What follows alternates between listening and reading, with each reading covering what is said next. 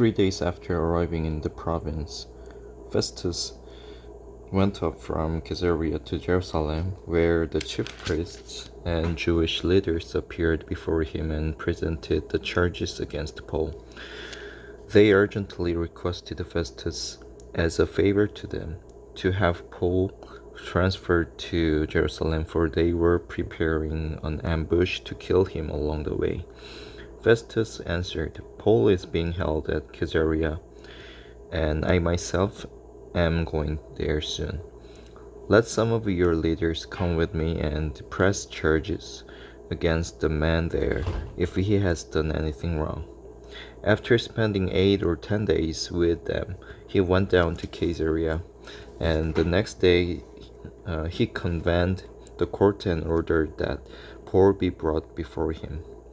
When Paul appeared, the Jews who had come down from Jerusalem stood around him, bringing many serious charges against him, which they could not prove. Then Paul made his defense.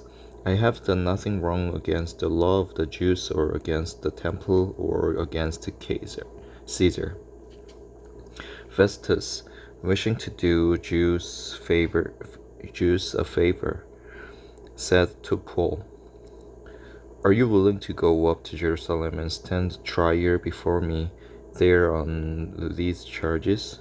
Paul answered, "I am now standing before Caesar's court, where I ought to be tried. I have not done any wrong to the Jews, as you yourself know very well.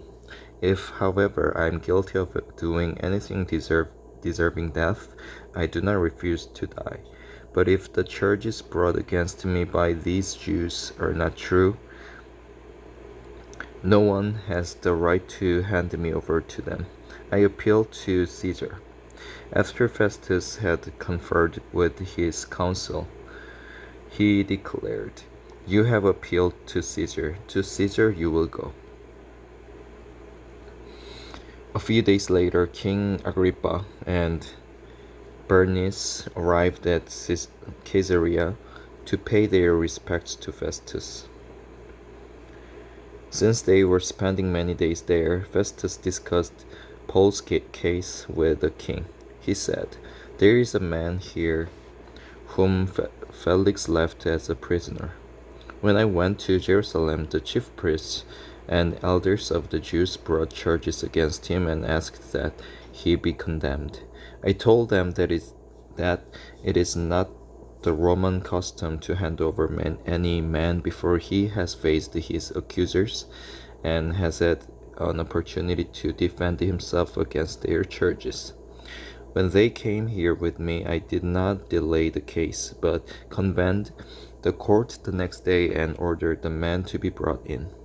When his accusers got up to speak, they did not charge him with any of the crimes I had expected. Instead, they had some points of dispute with him about their own religion and about a dead man named Jesus who Paul claimed was alive. I was at a loss how to investigate such matters. So I asked if he would be willing to go to Jerusalem and stand trial there on these charges. When Paul made his appeal to be held over the emperor's decision, I ordered him held until I could send him to Caesar." Then Agrippa said to Festus, "I would like to hear this man myself." He replied, "Tomorrow you will hear him." The next day Agrippa and Bernice came with great pomp and entered the audience room with the high-ranking officers and the leading men of the city. At the command of Festus, Paul was brought in. First, Festus said, "King Agrippa, and all who are present with us, you see this man. The whole Jewish community has petitioned me about him in Jerusalem and here in Caesarea, shouting that he ought not to live any longer. I found he hadn't done nothing deserving of death, but because he made his appeal to emperor, I decided to send him to Rome. But I have nothing that definite to write to His Majesty about him. Therefore I have brought him before all of you, and especially before you, King Agrippa, so that as a result of this investigation I may have something to write.